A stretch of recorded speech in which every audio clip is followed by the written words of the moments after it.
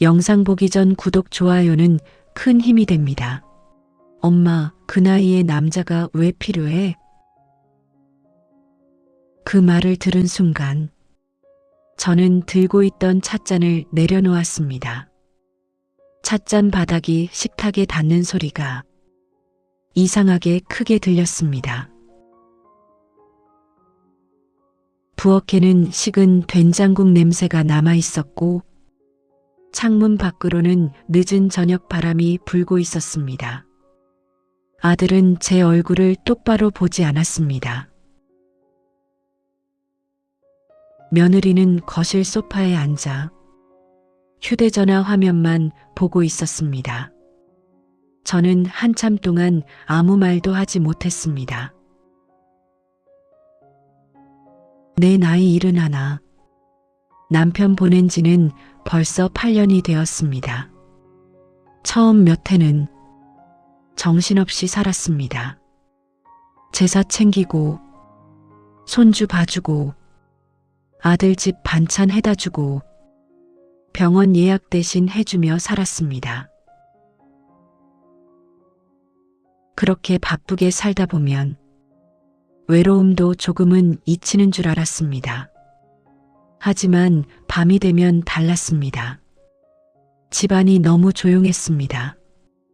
냉장고 돌아가는 소리, 벽시계 초침 소리, 전기장판에서 올라오는 미지근한 온기, 그런 것들만 제 곁에 남았습니다. 저녁밥을 혼자 먹을 때마다 맞은편 빈 의자가 자꾸 눈에 들어왔습니다. 남편이 살아있을 때는 그 자리가 늘 시끄러웠습니다. 국이 싱겁다느니, 김치가 맛있다느니, 별것도 아닌 말로 하루가 지나갔습니다. 그때는 그 잔소리가 귀찮았습니다.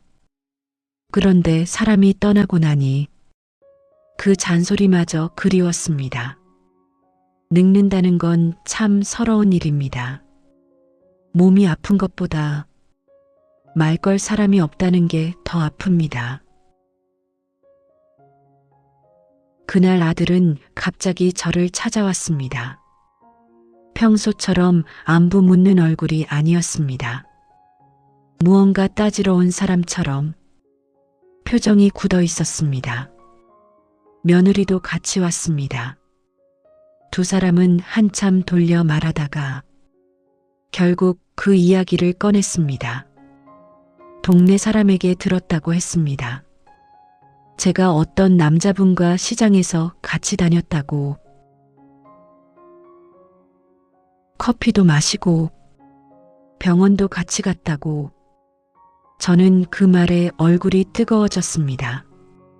죄를 지은 것도 아닌데 괜히 들킨 사람처럼 마음이 작아졌습니다. 그분은 경로당에서 알게 된 사람이었습니다. 이름은 박영수였습니다. 저보다 3살 많았고 오래전에 아내를 먼저 보냈다고 했습니다. 처음에는 그저 인사만 했습니다. 시장 입구에서 마주치면 날씨 이야기를 했고 버스 정류장에서 만나면 어느 병원이 덜 붐비는지 이야기했습니다. 그러다 어느 비 오는 날 그분이 제 장바구니를 들어주었습니다. 장바구니 안에는 무 하나와 두부 한 모, 그리고 파 한 단이 들어 있었습니다. 별것도 아닌 무게였습니다. 하지만 이상하게 그날은 그 작은 친절이 오래 남았습니다. 누군가 제 손에서 짐을 덜어준 게 너무 오랜만이었습니다. 저는 아들에게 그 이야기를 하려 했습니다. 그냥 좋은 이웃이라고, 혼자 사는 사람끼리 가끔 안부 묻는 사이라고. 하지만 아들은 제 말을 끝까지 듣지 않았습니다. 아들 얼굴에는 걱정보다 불편함이 먼저 보였습니다. 며느리는 조심스러운 척했지만 말끝마다 집과 통장 이야기가 묻어 있었습니다. 저는 그 분위기를 느끼고 천천히 입을 닫았습니다. 부모 마음은 끝까지 자식입니다.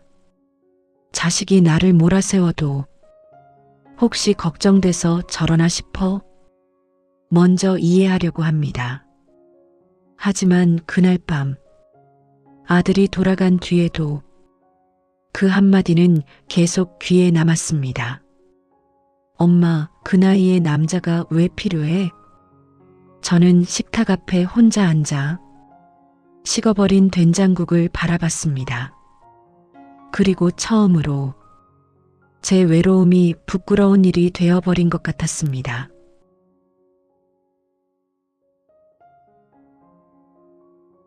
다음 날 새벽, 저는 평소보다 일찍 눈을 떴습니다. 잠을 제대로 자지 못했습니다. 베란다 창문에는 뿌연 김이 서려 있었고 주방 바닥은 차가웠습니다. 물을 끓이려고 냄비를 올렸지만 한참 동안 불도 켜지 못했습니다. 아들 말이 자꾸 떠올랐습니다. 그 나이에 그 말이 이상하게 가슴에 박혔습니다. 나이 들면 누군가를 좋아하는 마음도 접어야 하는 걸까요? 늙으면 따뜻한 말 한마디를 기다리는 것도 욕심일까요? 저는 오래된 찬장을 열어 컵 하나를 꺼냈습니다. 늘 2개씩 꺼내던 버릇이 있었습니다. 남편이 떠난 뒤에도 한동안 컵을 2개 꺼냈습니다. 그러다 어느 날 스스로가 우스워 보여 하나만 꺼내기 시작했습니다. 그 하나가 익숙해지기까지 참 오래 걸렸습니다. 아침을 대충 먹고 시장에 나갔습니다. 집에만 있으면 생각이 너무 많아졌습니다. 시장 입구에는 생선 냄새와 뜨거운 어묵 국물 냄새가 섞여 있었습니다. 상인들은 새벽부터 목소리를 높였고 비닐봉지 부스럭거리는 소리가 여기저기서 들렸습니다. 그 소리 속에 있으면 그래도 내가 아직 살아있는 사람 같았습니다. 저는 두부를 사고 콩나물을 사고 작은 귤 한 봉지를 샀습니다. 혼자 먹기에는 많았지만 손주가 올지도 모른다는 생각에 늘 조금 더 사게 됩니다. 그때 시장 안쪽 약국 앞에서 박영수 씨를 만났습니다. 그분은 낡은 갈색 점퍼를 입고 있었습니다. 손에는 파스 한 봉지가 들려 있었습니다. 저를 보자 조심스럽게 웃었습니다. 어제 잘 들어가셨냐고 묻는 그 말이 이상하게 따뜻했습니다. 저는 괜히 눈을 피했습니다. 아들 말이 떠올라서였습니다. 그분은 제 표정을 눈치챘는지 더 묻지 않았습니다. 대신 제가 든 장바구니를 보고 오늘은 무거워 보인다고 했습니다. 저는 괜찮다고 했습니다. 정말 괜찮아서가 아니라 괜찮다고 하는 게 버릇이 되었기 때문입니다. 그분은 억지로 빼앗지 않았습니다. 다만 제 걸음에 맞춰 천천히 옆에서 걸었습니다. 그게 좋았습니다. 무엇을 해주려고 애쓰는 사람보다 내 속도에 맞춰주는 사람이 더 고마울 때가 있습니다. 시장 골목을 지나는데 겨울바람이 갑자기 불었습니다. 저는 목도리를 고쳐 매다가 손가락이 시려 잠시 멈췄습니다. 그분은 말없이 자기 장갑 한쪽을 내밀었습니다. 저는 손사래를 쳤습니다. 하지만 그분은 웃으며 자기는 손이 두꺼워 괜찮다고 했습니다. 그 말이 별것 아닌데 왜 그렇게 마음에 남았는지 모르겠습니다. 젊은 시절에는 그런 배려가 당연한 줄 알았습니다. 하지만 나이 들어 혼자가 되면 누가 내 손이 찬지 알아보는 것만으로도 마음이 흔들립니다. 우리는 시장 끝 분식집 앞에서 어묵 국물 한 컵을 마셨습니다. 뜨거운 김이 얼굴로 올라왔습니다. 플라스틱 컵을 두 손으로 감싸쥐고 있으니 손끝에 조금씩 온기가 돌았습니다. 그분은 자기 아내 이야기를 짧게 했습니다. 아픈 줄도 모르고 바쁘게만 살다가 너무 빨리 떠났다고 했습니다. 그 말을 하는 얼굴이 쓸쓸해 보였습니다. 저는 남편 이야기를 조금 했습니다. 서로 많이 말하지 않았습니다. 그저 조용히 듣고 가끔 고개를 끄덕였습니다. 이상하게 그 침묵이 편했습니다. 집에 돌아오는 길, 저는 오랜만에 마음이 조금 가벼웠습니다. 장바구니는 여전히 무거웠지만 옆에서 같이 걸어준 사람이 있었다는 것만으로 하루가 덜 쓸쓸했습니다. 그런데 집 앞 골목에 도착했을 때 제 발걸음이 멈췄습니다. 아파트 입구에 며느리가 서 있었습니다. 며느리는 제 손에 들린 장갑을 보고 표정이 굳어졌습니다. 그 순간 따뜻했던 손끝이 다시 차갑게 식었습니다. 그날 오후 거실 공기는 유난히 무거웠습니다. 며느리는 차도 마시지 않았습니다. 식탁 위에는 제가 사온 귤 봉지가 놓여 있었고 싱크대에서는 아침에 씻어둔 그릇 물기가 아직 마르지 않았습니다. 며느리는 한참 동안 말을 아꼈습니다. 그러다 조심스럽게 말했습니다. 동네 사람들이 볼 수도 있다고. 괜한 말이 돌면 어머니만 손해라고. 처음에는 걱정하는 말처럼 들렸습니다. 하지만 조금 지나자 그 말 속에 다른 뜻이 있다는 걸 알았습니다. 며느리는 제 나이를 말했고 혼자 사는 여자라는 말을 했고 재산 문제는 더 조심해야 한다고 했습니다. 그 말을 듣는 동안 저는 손에 쥔 찻숟가락만 바라봤습니다. 작은 숟가락 끝에 제 얼굴이 흐리게 비쳤습니다. 나이 든 얼굴, 주름진 눈가, 언제부터인가 제 마음보다 제 재산이 먼저 걱정되는 나이가 되어 있었습니다. 며느리는 나쁘게 말한 건 아니었습니다. 오히려 아주 조심스럽게 말했습니다. 그래서 더 아팠습니다. 차라리 대놓고 화를 내면 저도 서운하다고 말할 수 있었을 겁니다. 하지만 현실적인 말들은 사람을 더 조용히 무너지게 합니다. 며느리는 마지막에 아버님 남기신 집도 있으니 더 조심해야 한다고 했습니다. 그 말이 나오자 저는 고개를 들었습니다. 집, 남편과 제가 평생 모은 돈으로 마련한 작은 아파트였습니다. 방 2개짜리 낡은 집이지만 제 인생이 다 들어있는 집입니다. 아이들 키운 냄새, 남편 마지막 숨이 남아있던 방, 손주가 벽지에 몰래 그어놓은 연필 자국, 그 모든 것이 있는 곳입니다.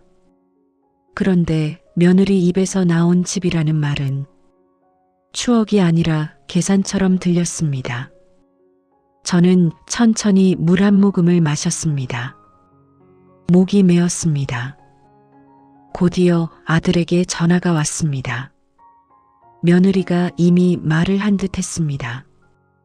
아들은 처음부터 목소리가 굳어 있었습니다. 당분간 그분 만나지 말라는 이야기였습니다. 동네 사람들 보기에도 좋지 않고 나중에 문제 생기면 누가 책임지냐는 말도 했습니다. 저는 한참 듣고만 있었습니다. 아들이 걱정해서 하는 말이라고 스스로를 달래보려 했습니다. 하지만 그 말들 사이에는 제 마음을 묻는 질문이 하나도 없었습니다. 외롭지는 않았냐고, 그분이 어떤 사람이냐고, 엄마는 정말 괜찮냐고, 아무도 묻지 않았습니다. 저는 전화를 끊고 한동안 식탁 앞에 앉아 있었습니다. 귤 봉지에서 희미한 껍질 냄새가 올라왔습니다. 그 냄새가 이상하게 쓸쓸했습니다. 저녁이 되어도 밥 생각이 없었습니다.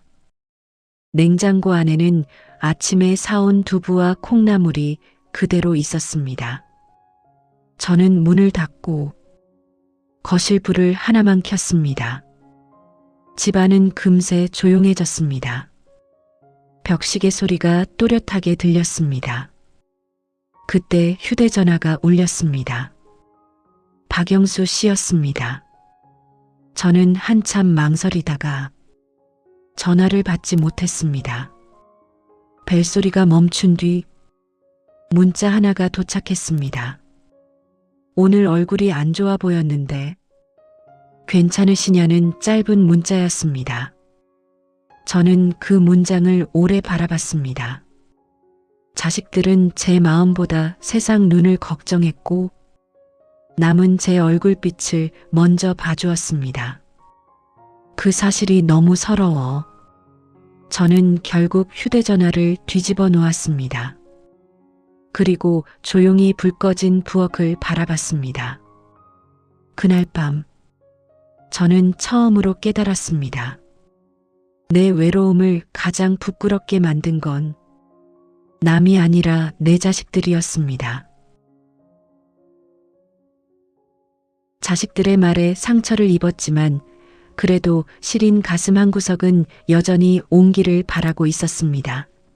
박영수 씨는 아무 말 없이 웃어 보였습니다. 저도 괜히 웃었습니다. 둘 다 조심스러운 얼굴이었습니다. 마치 들키면 안 되는 사람들처럼 괜히 주변부터 살피게 됐습니다. 그 순간 제 마음이 참 서글퍼졌습니다. 젊은 사람들 연애는 축하받는데 늙은 사람 마음은 왜 숨겨야 할까요?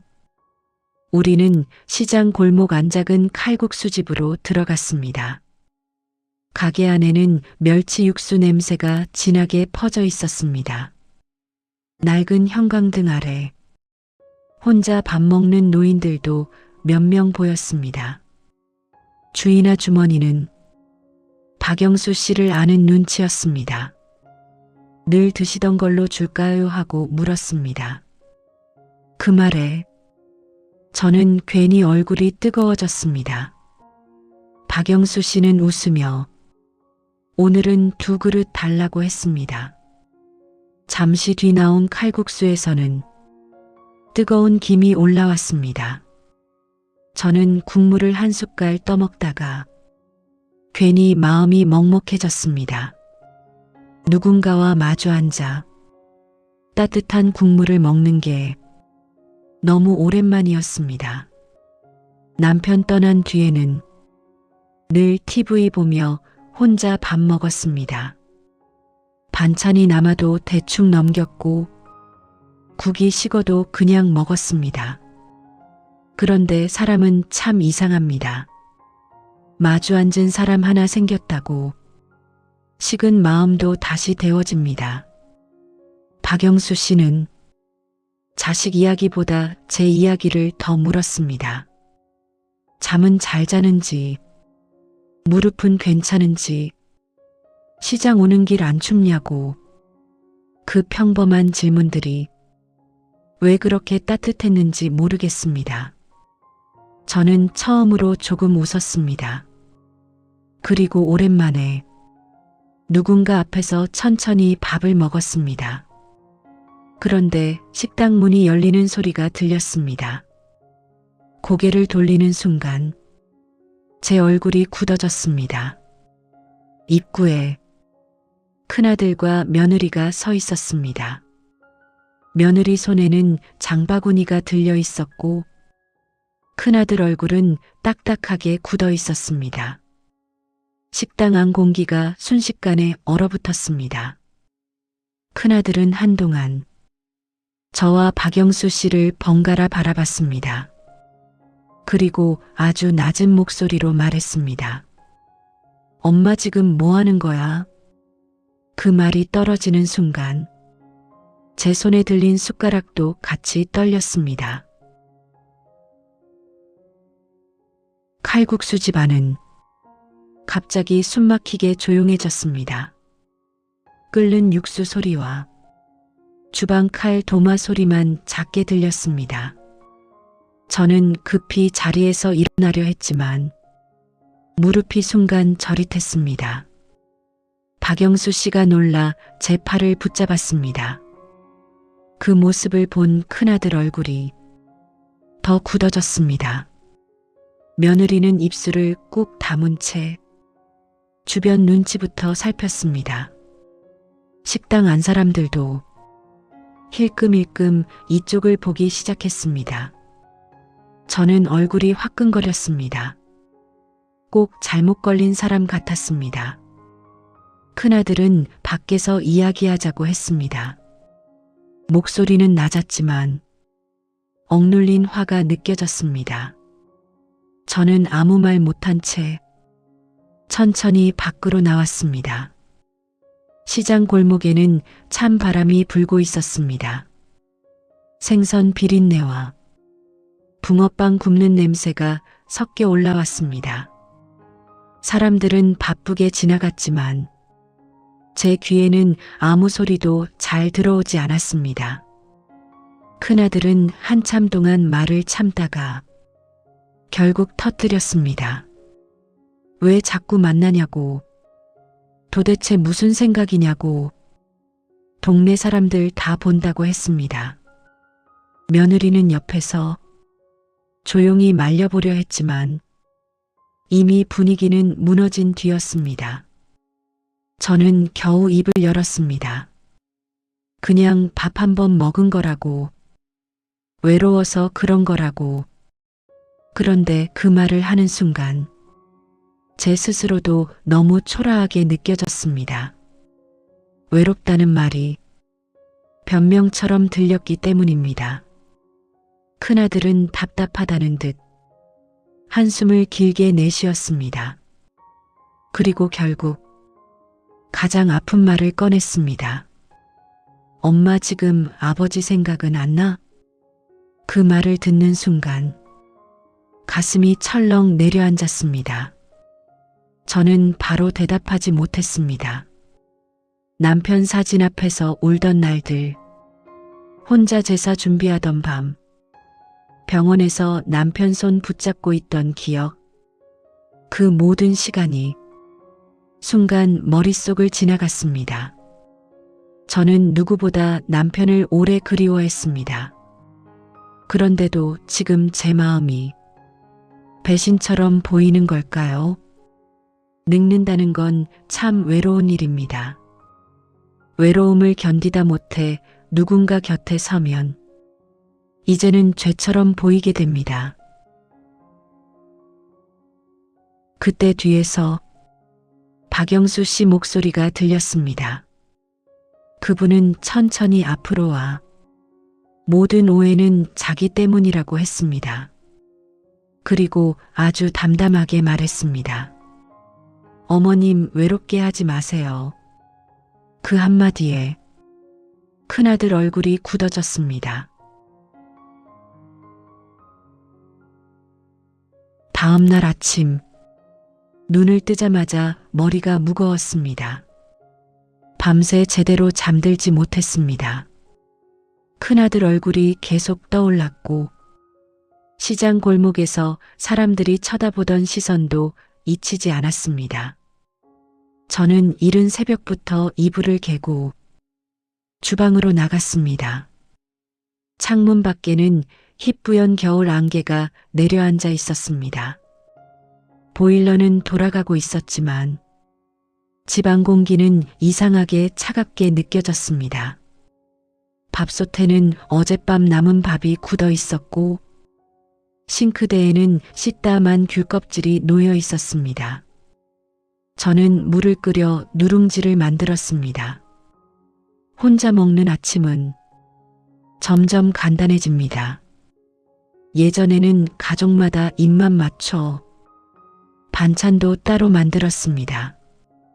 큰아들은 멸치볶음 좋아했고 둘째는 계란말이를 찾았습니다. 남편은 북엇국만 있으면 됐습니다. 그런데 이제는 누룽지 하나 끓이는 것도 귀찮을 때가 많았습니다. 저는 식탁 앞에 앉아 뜨거운 김이 올라오는 냄비를 바라봤습니다. 그때 휴대전화 진동이 울렸습니다. 큰아들이었습니다. 잠시 망설이다 전화를 받았습니다. 아들은 어제 일을 미안하다고 말하지 않았습니다. 대신 당분간 그 사람 만나지 않는 게 좋겠다고 했습니다. 말투는 어제보다 차분했지만 더 단단해진 느낌이었습니다. 괜히 정 붙이면 나중에 더 힘들어진다고, 사람 마음 다 믿으면 안 된다고 아들은 계속 현실적인 이야기만 했습니다. 저는 가만히 듣다가 창문 밖만 바라봤습니다. 안개 낀 아파트 단지가 흐릿하게 보였습니다. 문득 이런 생각이 들었습니다. 나는 지금 사람 하나 좋아하는 것도 허락받아야 하는 걸까? 전화를 끊고 나니 속이 답답했습니다. 저는 두꺼운 패딩을 걸치고 밖으로 나왔습니다. 찬 공기가 얼굴에 닿자 머리가 조금 맑아졌습니다. 동네 공원에는 낙엽이 젖어 있었고 운동 나온 노인들이 천천히 걷고 있었습니다. 벤치 한쪽에는 박영수 씨가 앉아 있었습니다. 그분도 저를 보고 놀란 얼굴이었습니다. 우리는 서로 아무 말 못하고 잠시 서 있었습니다. 괜히 어색했습니다. 어제 일 때문이었습니다. 박영수 씨는 먼저 미안하다고 했습니다. 자식들 마음 불편하게 만든 것 같다고. 저는 급히 아니라고 했습니다. 그런데 그 말을 하는 순간 제 목소리가 떨렸습니다. 박영수 씨는 한참 저를 바라보다 조용히 물었습니다. 요즘 많이 외로우셨냐고. 그 질문을 듣는 순간 가슴이 무너졌습니다. 저는 대답 대신 고개만 숙였습니다. 그리고 그날 처음으로 남편 떠난 뒤 집에 들어가기 싫은 날이 많았다고 털어놓았습니다. 명절 끝나고 빈집 들어오는 날이 제일 싫었다고, 생일날 혼자 미역국 끓이는 게 너무 서러웠다고, 그 말을 하다가 끝내 눈물이 터졌습니다. 박영수 씨는 휴지를 건네며 아무 말 없이 옆에 앉아 있었습니다. 그 조용한 시간이 이상하게 위로가 됐습니다.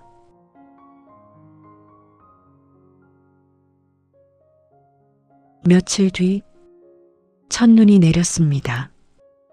눈발은 크지 않았지만 골목 바닥이 금세 젖기 시작했습니다. 저는 베란다 창문을 조금 열어두고 눈 내리는 소리를 들었습니다. 멀리 초등학교 운동장에서는 아이들 떠드는 소리가 희미하게 들렸습니다. 예전에는 눈만 오면 아들들이 뛰어나가자고 난리였습니다. 장갑 찾고 목도리 찾고 눈사람 만든다고 신발까지 젖어 들어왔습니다. 저는 잔소리하면서도 젖은 옷 말려주느라 밤늦게까지 움직였습니다. 그 시절에는 힘든 줄 몰랐습니다. 사람은 지나고 나서야 행복했던 시간을 알아봅니다. 점심 무렵 박영수 씨에게 전화가 왔습니다. 눈 오는데 호떡 먹으러 가자는 말이었습니다. 저는 한참 망설였습니다. 나가지 않는 게 맞는 것 같았습니다. 하지만 마음 한쪽에서는 누군가 나를 기다리고 있다는 사실이 자꾸 흔들렸습니다. 결국 저는 두꺼운 목도리를 두르고 집을 나섰습니다. 시장 골목에는 눈이 조금씩 쌓이고 있었습니다. 붕어빵 굽는 냄새와 젖은 흙냄새가 섞여 올라왔습니다. 박영수 씨는 어묵집 앞에 서 있었습니다. 손에는 따뜻한 종이컵 2개가 들려 있었습니다. 그분은 저를 보자 넘어질까봐 천천히 걸으라고 했습니다. 그 한마디에 괜히 웃음이 났습니다. 우리는 시장 끝 작은 다방으로 들어갔습니다. 오래된 난로 위에서는 주전자가 끓고 있었고 벽 달력은 몇 년째 그대로인 것처럼 낡아 있었습니다. 박영수 씨는 제게 언제 마지막으로 웃어봤냐고 물었습니다. 저는 대답하지 못했습니다. 생각해보니 요즘 웃은 적이 거의 없었습니다. 자식들 앞에서는 눈치 보느라 조심했고 혼자 있을 때는 말할 사람도 없었습니다. 박영수 씨는 자기 이야기를 조금 했습니다. 아내 떠난 뒤 집에 들어가기 싫어 시장만 돌았다고 했습니다. 불 꺼진 집 문 열 때마다 숨이 턱 막혔다고 했습니다. 저는 그 말을 듣다가 처음으로 이 사람이 나와 비슷하다는 생각이 들었습니다. 둘 다 남겨진 사람들이었습니다. 다방 창문에는 눈이 계속 부딪히고 있었습니다. 저는 따뜻한 쌍화차 잔을 2손으로 감쌌습니다. 손끝이 천천히 녹아내렸습니다. 그런데 바로 그 순간 휴대전화 화면이 켜졌습니다. 며느리에게서 온 문자였습니다. 어머니, 지금 어디세요? 그 짧은 문장을 보는 순간 제 심장도 같이 조여들었습니다. 집에 돌아왔을 때는 이미 해가 거의 져 있었습니다. 현관문 앞에는 며느리 신발이 놓여 있었습니다. 저는 순간 발걸음이 멈췄습니다. 집 안에서는 TV 소리가 작게 들렸습니다. 며느리는 거실에 앉아 있었습니다. 평소보다 화장은 옅었지만 표정은 더 굳어 있었습니다. 식탁 위에는 귤과 약봉지가 놓여 있었고 공기에는 긴장된 냄새가 떠다니고 있었습니다. 며느리는 제가 들어오는 소리를 듣고도 바로 고개를 들지 않았습니다. 한참 뒤 천천히 물었습니다. 또 만나고 오셨냐고. 저는 숨을 한번 고른 뒤 조용히 그렇다고 말했습니다. 그 순간 며느리 표정이 무너졌습니다. 화를 참는 얼굴이었습니다. 며느리는 낮은 목소리로 왜 자꾸 자식들 속상하게 하냐고 했습니다. 괜히 동네 사람들 입에 오르내리면 손주들까지 불편해진다고 했습니다. 저는 그 말을 듣다가 문득 너무 지쳤다는 생각이 들었습니다. 누구 하나 제 마음은 묻지 않았습니다. 다들 세상 눈만 이야기했습니다. 며느리는 결국 울먹이며 말했습니다. 혹시라도 나중에 집 문제 생기면 형제끼리 원수 된다고. 그 말을 듣는 순간 제 안에서 뭔가 툭 끊어졌습니다. 저는 처음으로 조금 단단한 목소리로 말했습니다. 내가 그렇게 못 믿어? 며느리는 잠시 말을 잃었습니다. 저는 식탁 의자를 천천히 당겨 앉았습니다. 그리고 아주 오래 참고 있던 말을 꺼냈습니다. 평생 자식들 위해 살았다고, 남편 병원비 갚느라 반지까지 팔았고, 아들 대학 등록금 때문에 새벽 시장 나갔다고, 손주 학원비 모자란다고 하면 내 생활비 줄여서 보태줬다고. 그런데 이제 와서 제가 사람 하나 만나는 걸 다들 의심부터 한다고 말을 하다 보니 목이 자꾸 떨렸습니다. 며느리는 아무 말도 하지 못했습니다. 거실 시계 초침 소리만 조용히 울렸습니다. 저는 괜히 눈물이 나서 얼굴을 돌렸습니다. 누군가를 좋아하는 마음보다 내가 이렇게까지 설명해야 하는 처지가 더 서러웠습니다. 며느리는 한참 뒤 작게 한숨을 쉬었습니다. 그리고 아주 낮은 목소리로 말했습니다. 어머니, 저희도 무서워요. 그 말을 듣는 순간 저도 아무 말 못했습니다. 며느리도 나름 두려웠던 겁니다. 가족이 흔들릴까봐, 재산 문제 생길까봐. 하지만 그 두려움 속에서 제 외로움은 점점 작아지고 있었습니다. 그날 밤, 며느리가 돌아간 뒤에도 저는 한참 불 꺼진 거실에 앉아 있었습니다. 창밖에는 눈이 계속 내리고 있었습니다. 그리고 문득 박영수 씨가 오늘 했던 말이 떠올랐습니다. 남은 시간이 너무 외롭지만 않았으면 좋겠습니다. 그 말이 자꾸 마음에 남았습니다. 연말이 가까워질수록 동네 분위기도 조금씩 달라졌습니다. 시장 입구에는 캐럴 음악이 흘러나왔고 마트 앞에는 커다란 트리가 세워졌습니다. 사람들은 선물 봉투를 들고 바쁘게 지나갔습니다. 하지만 제 하루는 크게 달라지지 않았습니다. 아침에 일어나 밥하고 화분 물 주고 TV 보다가 저녁 되면 전기장판 켜는 생활이 반복됐습니다. 다만 달라진 게 있다면 박영수 씨와 가끔 차를 마시게 된 것이었습니다. 우리는 자주 만나지도 않았습니다. 일주일에 한두 번 시장 끝 다방이나 공원 벤치에서 잠깐 얼굴 보는 정도였습니다. 그런데도 이상하게 하루가 덜 길게 느껴졌습니다. 누군가 내 안부를 물어준다는 게 생각보다 큰 힘이었습니다. 그날도 우리는 공원 벤치에 앉아 있었습니다. 나뭇가지에는 눈이 조금 남아 있었고 멀리 붕어빵 장수 목소리가 들렸습니다. 박영수 씨는 갑자기 손이 참 차갑다고 했습니다. 그리고 자기 장갑을 벗어 제 손에 쥐어주었습니다. 저는 괜찮다고 했지만 그분은 억지로라도 끼라고 했습니다. 그 순간 괜히 마음이 울컥했습니다.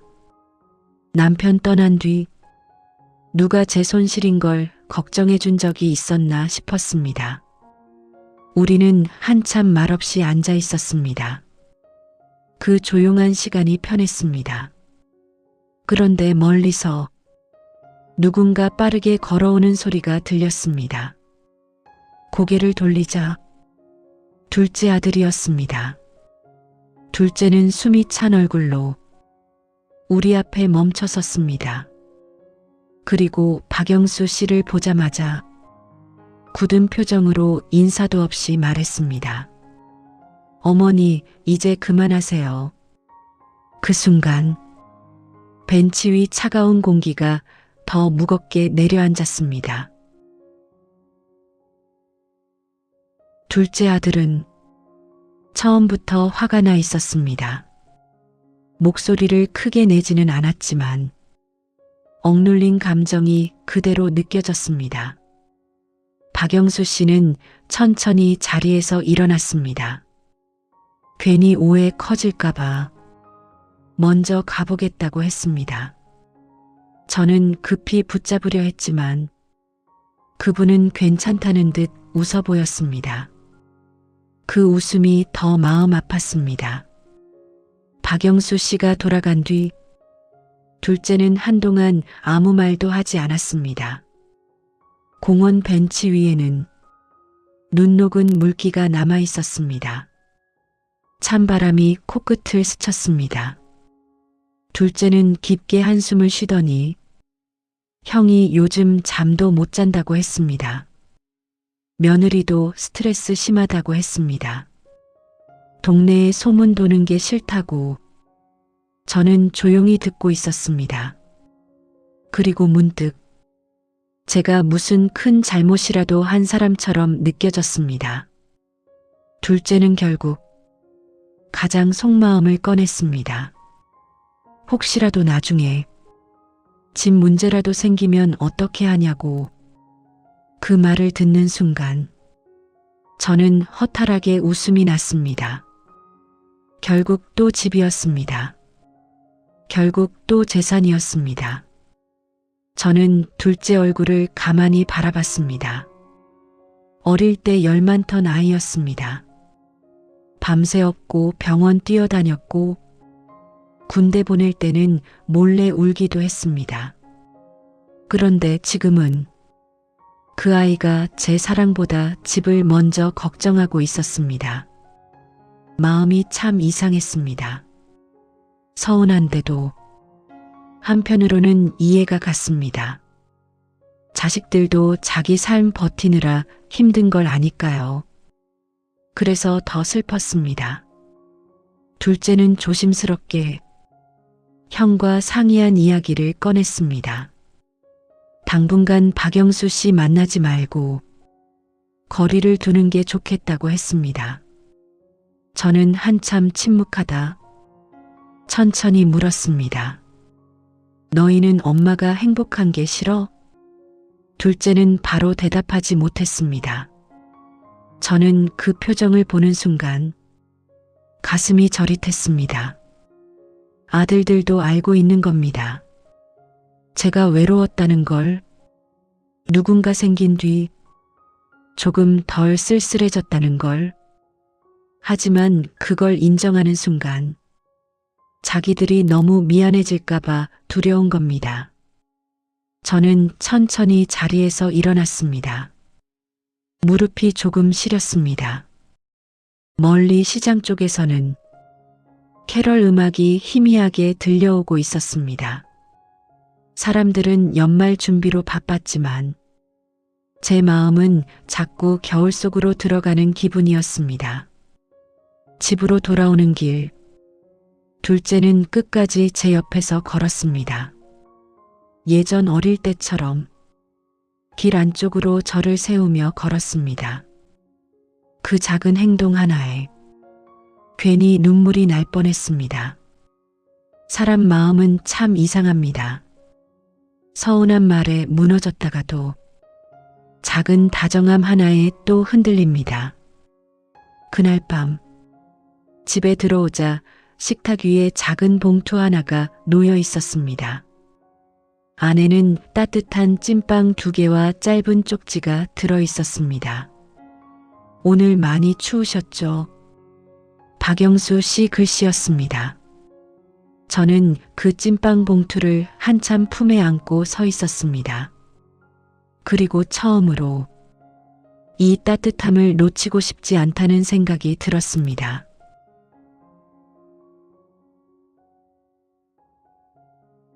연말이 지나고 새해가 왔습니다. 아파트 경비실 앞에는 복 많이 받으라는 종이가 붙어 있었고 엘리베이터 안에서는 떡국 이야기가 들렸습니다. 하지만 제 하루는 작년과 크게 다르지 않았습니다.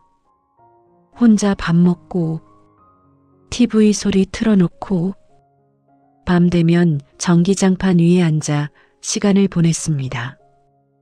다만 달라진 게 있다면 이제는 휴대전화 화면을 더 자주 보게 된다는 것이었습니다.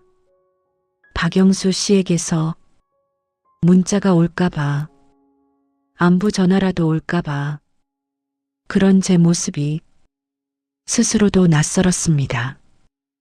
그날 오후 박영수 씨에게서 전화가 왔습니다. 목소리가 평소보다 조금 잠겨 있었습니다. 감기 기운이 있는 것 같았습니다. 저는 괜찮냐고 물었지만 그분은 별일 아니라며 웃었습니다. 그런데 웃는 소리 뒤로 기침 소리가 길게 이어졌습니다. 전화를 끊고 나서도 마음이 계속 쓰였습니다. 저는 한참 망설이다 집 근처 반찬 가게로 갔습니다. 따뜻한 소고기 무국과 몇 가지 반찬을 샀습니다. 예전 같으면 자식들 가져다 주려고 사던 것들이었습니다. 그런데 그날은 처음으로 누군가를 위해 반찬을 고르고 있었습니다. 괜히 손이 떨렸습니다. 남 시선이 신경 쓰여 봉투를 두 겹으로 감싸들고 걸었습니다. 박영수 씨 집은 오래된 주공 아파트였습니다. 복도에는 된장 냄새와 김 굽는 냄새가 섞여 있었습니다. 저는 문 앞에서 한참 망설이다 초인종을 눌렀습니다. 문이 열리자 박영수 씨 얼굴이 보였습니다. 생각보다 더 안 좋아 보였습니다. 수염도 제대로 못 깎았고 목소리도 쉬어 있었습니다. 저는 반찬 봉투를 건네며 제대로 드셔야 한다고 말했습니다. 그분은 한동안 아무 말 못했습니다. 그리고 아주 천천히 웃었습니다. 누가 이런 걸 챙겨준 게 오랜만입니다. 그 말을 듣는 순간 가슴이 먹먹해졌습니다. 집안에는 양 냄새가 희미하게 퍼져 있었고 싱크대에는 혼자 먹은 컵라면 용기가 놓여 있었습니다. 저는 괜히 마음이 아팠습니다. 혼자 사는 사람 집은 생활 흔적만 봐도 외로움이 느껴집니다. 그날 저는 잠깐만 있다 간다고 했지만 결국 국을 데우고 약까지 챙겨드렸습니다. 박영수 씨는 미안하다고 했지만 저는 이상하게 그 시간이 편했습니다. 누군가를 챙기는 마음이 아직 제 안에 남아있다는 게 오랜만에 느껴졌습니다. 집으로 돌아오는 길, 찬바람이 불고 있었습니다. 그런데 이상하게 마음 한쪽은 따뜻했습니다. 그 순간 저는 처음으로 깨달았습니다. 나는 이 사람 옆에 있으면 이 따뜻한 행복이 영원할 줄만 알았습니다. 그때까지는 몰랐습니다. 덜 외롭다는 걸. 며칠 뒤 박영수 씨가 쓰러졌다는 연락이 왔습니다. 시장 상인이 전화한 것이었습니다. 아침에 시장 오다가 갑자기 어지러워 주저앉았다고 했습니다. 저는 정신없이 외투를 걸쳤습니다. 손도 떨리고 심장도 계속 뛰었습니다.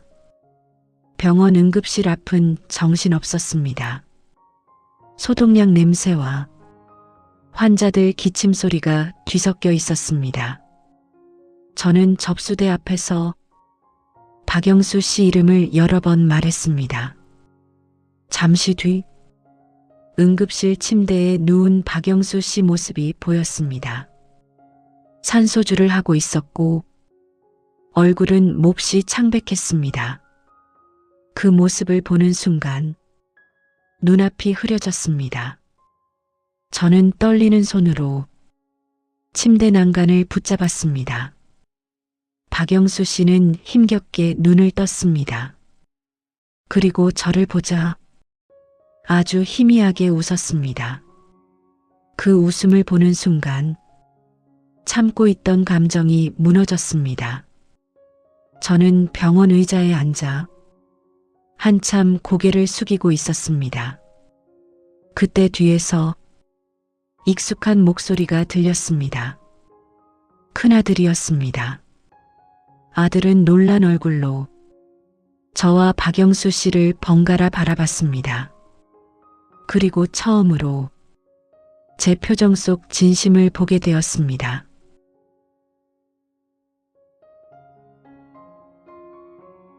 응급실 형광등은 유난히 밝았습니다. 하얀 불빛 아래에서 사람들은 바쁘게 움직이고 있었습니다. 휠체어 지나가는 소리, 접수 호출 소리, 어디선가 울리는 심전도 기계음. 그 소리들 사이에서 저는 의자 끝에 겨우 앉아 있었습니다. 손끝은 차갑게 굳어 있었고 무릎 위에 올린 손은 계속 떨렸습니다. 큰아들은 제 옆에 서서 한동안 아무 말도 하지 못했습니다. 아들도 처음 보는 모습이었을 겁니다. 누군가를 저렇게 걱정하는 제 얼굴을. 박영수 씨는 다행히 큰 병은 아니었습니다. 심한 빈혈과 과로라고 했습니다. 겨울 들어 제대로 못 드신 것 같다고 의사가 말했습니다. 그 말을 듣는 순간 가슴 한쪽이 저릿했습니다.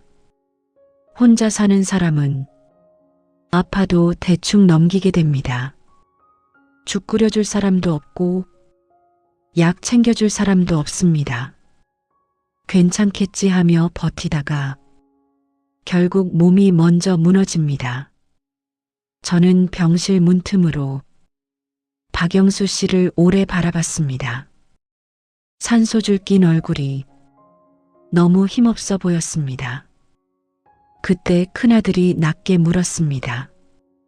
정말 많이 좋아하냐고. 저는 바로 대답하지 못했습니다. 좋아한다는 말이 괜히 부끄럽게 느껴졌습니다. 70 넘은 사람이 사랑 이야기하는 게 아직도 조심스러웠습니다. 하지만 저는 결국 작게 고개를 끄덕였습니다. 큰아들은 한숨처럼 웃었습니다. 그리고 아주 천천히 말했습니다. 엄마 그런 얼굴 처음 봤어. 그 말을 듣는 순간 눈물이 핑 돌았습니다. 저는 급히 고개를 숙였습니다. 아들은 한참 병실 쪽을 바라보다 조용히 말했습니다. 자기는 몰랐다고.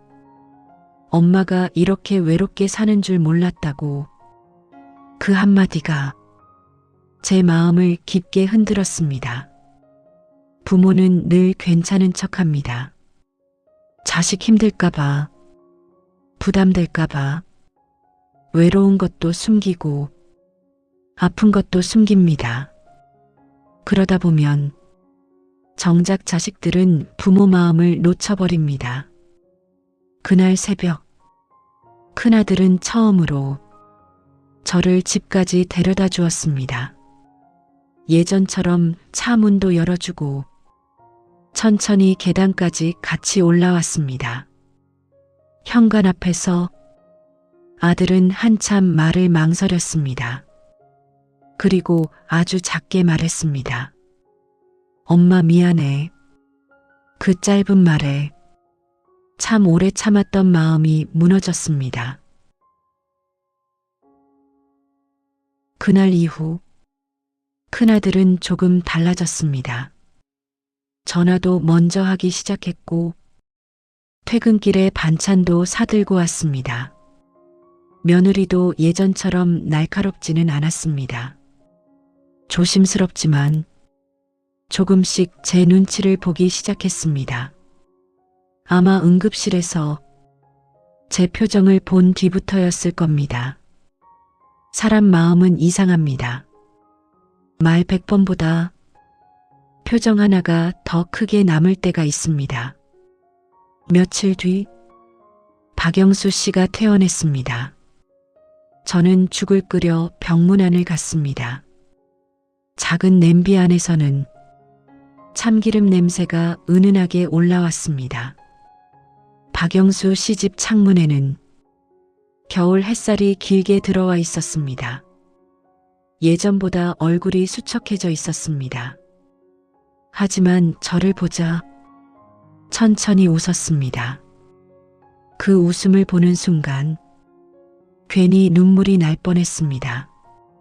저는 죽그릇을 내려놓으며 앞으로는 식사 거르지 말라고 했습니다. 그러자 박영수 씨가 갑자기 제 손을 조심스럽게 잡았습니다. 거칠고 따뜻한 손이었습니다. 그분은 한참 망설이다가 아주 천천히 말했습니다. 남은 시간 같이 밥 먹으며 살고 싶습니다. 그 말을 듣는 순간 숨이 멎는 것 같았습니다. 창밖에서는 바람이 창문을 흔들고 있었고 멀리 트럭 후진 소리가 들렸습니다. 그 평범한 소리들 사이에서 제 심장만 크게 뛰었습니다. 저는 금방 대답하지 못했습니다. 두려웠습니다. 자식들 얼굴도 떠올랐고 동네 사람들 말도 떠올랐습니다. 하지만 동시에 혼자 늙어가던 긴 밤들도 떠올랐습니다. 전기장판 위에서 혼자 잠들던 밤, 김 빠진 국 데우며 먹던 저녁, 명절 끝난 뒤 빈집 들어오던 순간, 그 외로움들이 천천히 마음을 밀어냈습니다. 저는 떨리는 목소리로 물었습니다. 후회 안 하시겠어요? 박영수 씨는 조용히 웃었습니다. 그리고 아주 담담하게 말했습니다. 혼자인 시간이 더 후회됩니다. 그 순간 제 눈에서도 조용히 눈물이 흘러내렸습니다. 재혼 이야기가 오가자 자식들은 다시 흔들리기 시작했습니다. 특히 며느리는 며칠 동안 아무 말이 없었습니다. 하지만 저는 이제 조금 달라져 있었습니다. 예전처럼 무조건 눈치부터 보지는 않았습니다. 저도 제 마음을 인정하게 되었기 때문입니다. 그날 저녁, 큰아들과 둘째가 같이 집에 왔습니다. 식탁 위에는 제가 해놓은 시래기국 냄새가 올라오고 있었습니다. 예전 같으면 아들들 좋아하는 반찬 만든다고 분주했을 시간인데 그날은 이상하게 제 마음이 더 조용했습니다. 큰아들은 한참 말이 없었습니다. 둘째도 물컵만 만지작거렸습니다. 그리고 어렵게 말을 꺼냈습니다. 정말 결정한 거냐고. 저는 천천히 고개를 끄덕였습니다. 잠시 정적이 흘렀습니다. 벽시계 초침 소리가 유난히 크게 들렸습니다. 그때 저는 처음으로 숨겨왔던 통장 하나를 꺼냈습니다. 남편과 오래 모은 적금 통장이었습니다. 그리고 집 관련 서류도 같이 꺼냈습니다. 아들들은 순간 긴장한 얼굴이 되었습니다. 저는 조용히 웃었습니다. 그리고 아주 담담하게 말했습니다. 이 집은 이미 오래전에 아들들 공동 명의로 정리해뒀다고, 박영수 씨도 그 사실을 알고 있다고. 그 말을 듣는 순간 큰아들 얼굴이 굳어졌습니다. 둘째도 놀란 눈으로 저를 바라봤습니다. 저는 천천히 말을 이었습니다. 박영수 씨는 단 한 번도 돈 이야기한 적 없다고. 오히려 자기 작은 아파트 정리해서 같이 조용히 살자고 했다고. 그 순간 며느리 눈가가 천천히 붉어졌습니다. 아마 그제야 깨달은 겁니다. 우리가 지키려 했던 건 재산이었는데 엄마가 원했던 건 사람이었다는 걸. 저는 조용히 시래기국을 한 숟갈 떴습니다. 뜨거운 김이 얼굴로 올라왔습니다. 그리고 아주 천천히 말했습니다. 엄마도 남은 인생 좀 따뜻하게 살고 싶다. 그 말이 끝나자 큰아들이 결국 고개를 숙였습니다.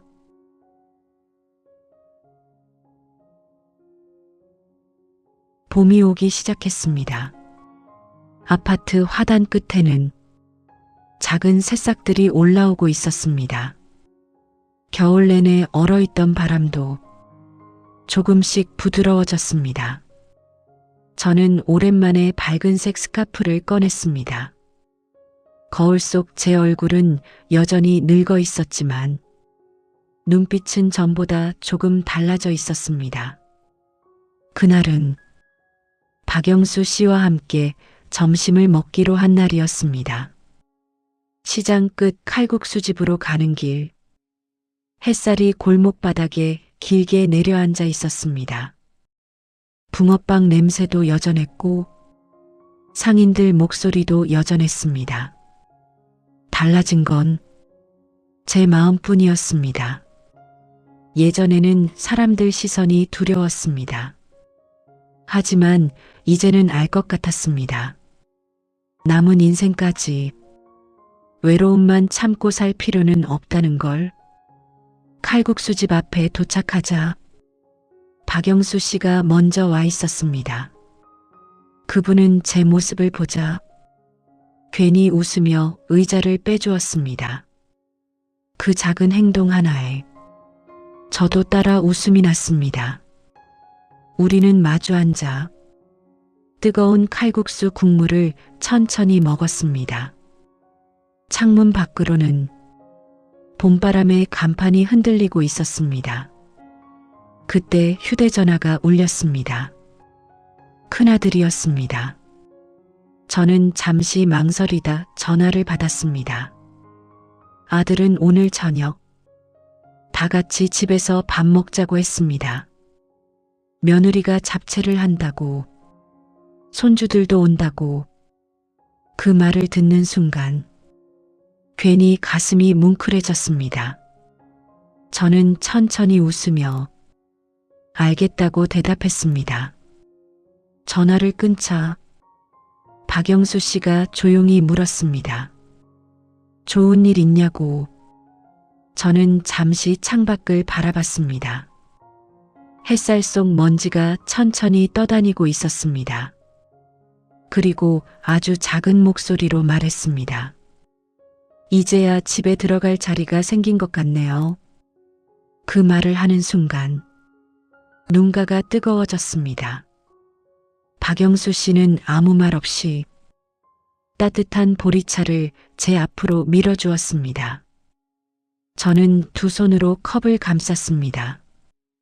따뜻한 온기가 손끝에 천천히 번졌습니다.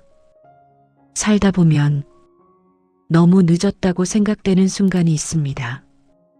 하지만 어떤 따뜻함은 늦게 와서 더 오래 남습니다.